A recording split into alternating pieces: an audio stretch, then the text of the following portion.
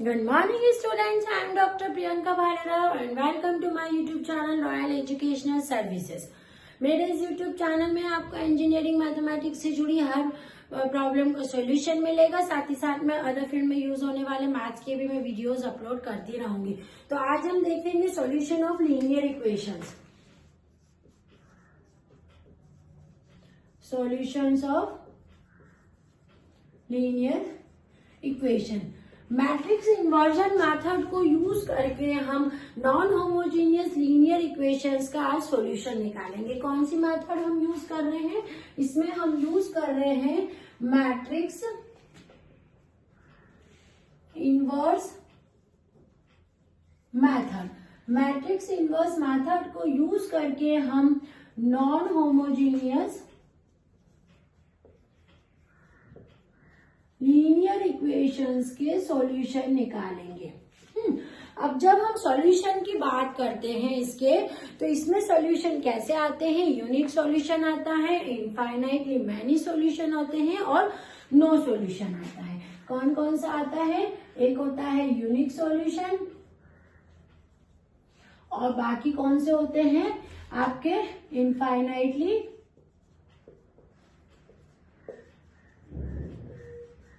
Many solution और दूसरा एक और होता है, वो होता है नो सॉल्यूशन, है ना।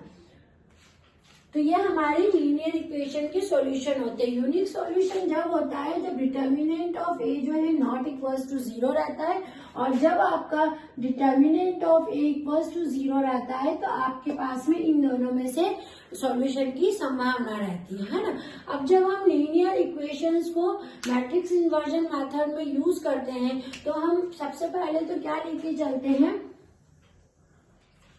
जो हमारी कंसीडर करते हैं हम nth हमारी लीनियर इक्वेशन।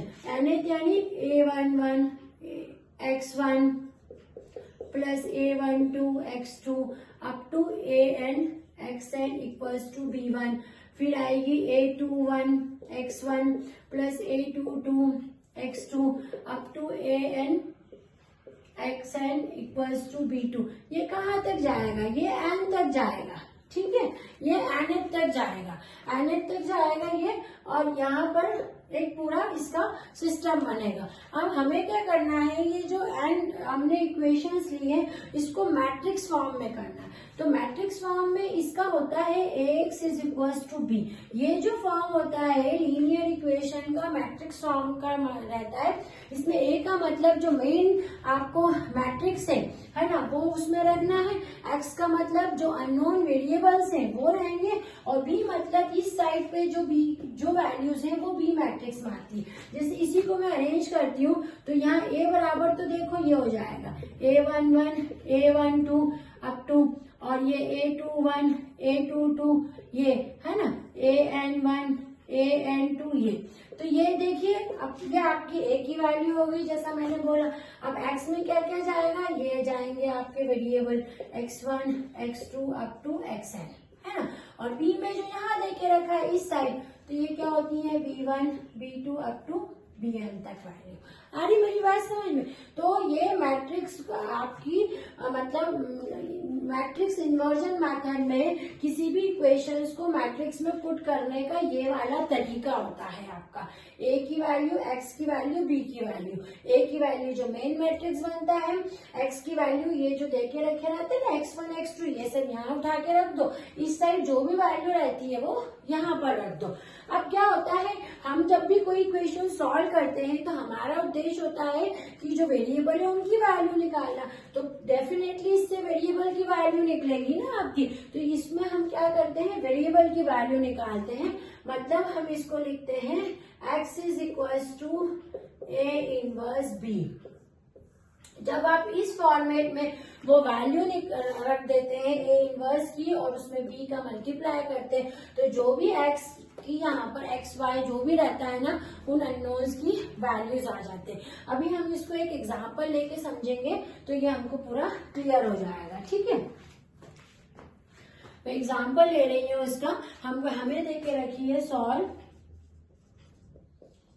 इक्वेशंस। हमें दो इक्वेशंस दे के रखी है 2x minus 3y is equal to 3 और दूसरी देके रखी है 4x minus 11y is equal to 11, है ना। ये हमको दो इक्वेशंस देके रखी। अब इसके अंदर हम क्या करेंगे, देखो a की वैल्यू में बता लेती हूँ। इसमें a की कौन सा होगा, 2 3। मैंने कहा ना जो मेन आपका मैट्रिक्स रहता है वो a रहता है, b आपका क्या रहता है इस साइड वाला, तो b की वैल्यू हो गई 3 और ये 11, और x कौन सा रहता है, कैपिटल X, यानी जो भी अननोन है जिन वेरिएबल्स की आपको वैल्यू निकालनी है।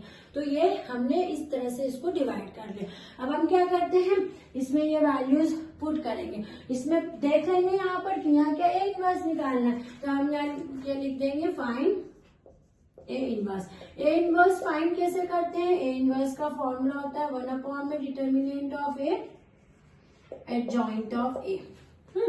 तो हम क्या करेंगे, अब सबसे पहले एडजॉइंट निकाल लेंगे, या फिर यहाँ पर एक काम करो, डिटर्मिनेंट ऑफ ए भी निकाल लो। डिटर्मिनेंट ऑफ ए कितना आ जाएगा आपका, इसको सॉल्व कर लेते हैं, -22 + 12 यानी ये कितना आ गया -10, यानी डिटर्मिनेंट ऑफ ए की वैल्यू आपकी 10 आ गई। ये निकाल लिया।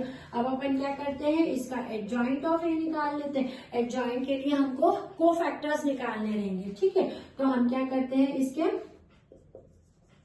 कोफैक्टर्स निकालते हैं। कोफैक्टर निकालते हैं तो हम कौन कौन से निकालेंगे, C11, C12, C21 और C22, ठीक है। 4 है ना, तो 4 इसके कोफैक्टर हो जाएंगे। तो कौन कौन से आए, -11, -4 और कौन सा आया आपका 3 और 2।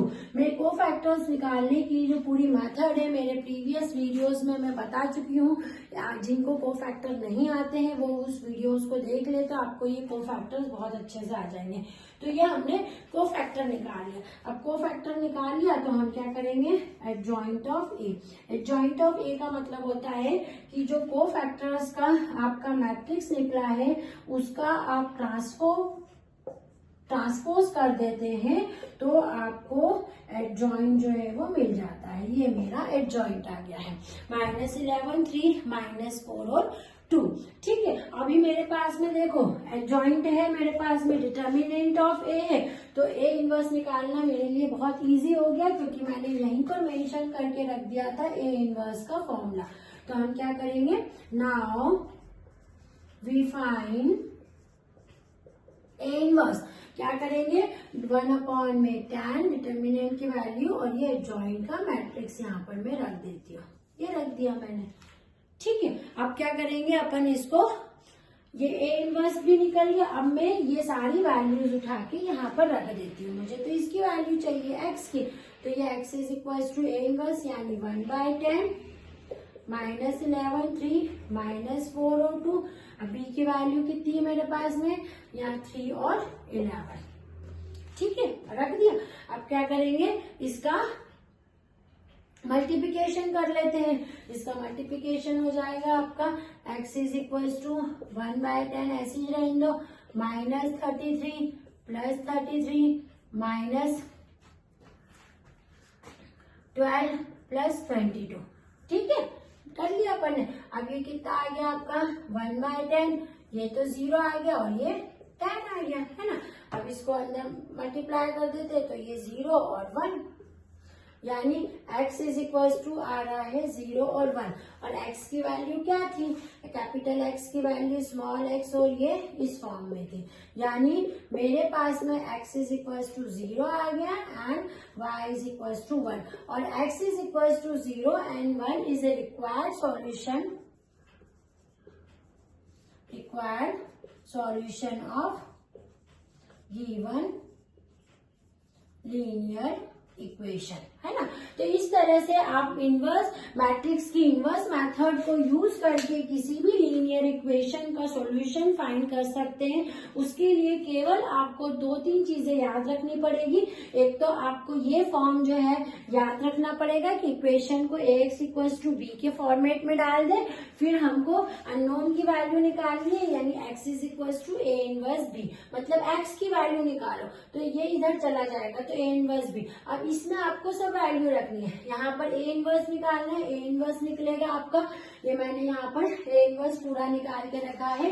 ए इनवर्स निकालने के लिए adjoint A upon determinant of A, adjoint के लिए कोफैक्टर्स लगते हैं, तो आपने एडजॉइंट वैल्यू निकाली, कोफैक्टर का ट्रांसपोज करते हैं तो आपको एडजॉइंट मिल जाता है। एडजॉइंट का आपने फॉर्मूले में रख दिया, adjoint A upon determinant of A, ये मैंने रख दिया। इसको आप सॉल्व कर लेंगे तो आपको एक्स एंड वाई की वैल्यू आ जाएगी, जो कि हमारी गिवन लीनियर इक्वेशन का सॉल्यूशन है। आप इसको नोट डाउन कर लेंगे।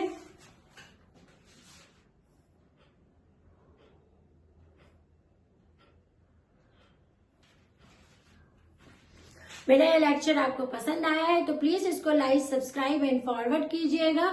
आगे बने रहिए मेरे इस चैनल में, आपको बहुत सारे इंपॉर्टेंट जो क्वेश्चंस हैं और टॉपिक्स हैं वो हम डिस्कस करते रहेंगे। Thank you.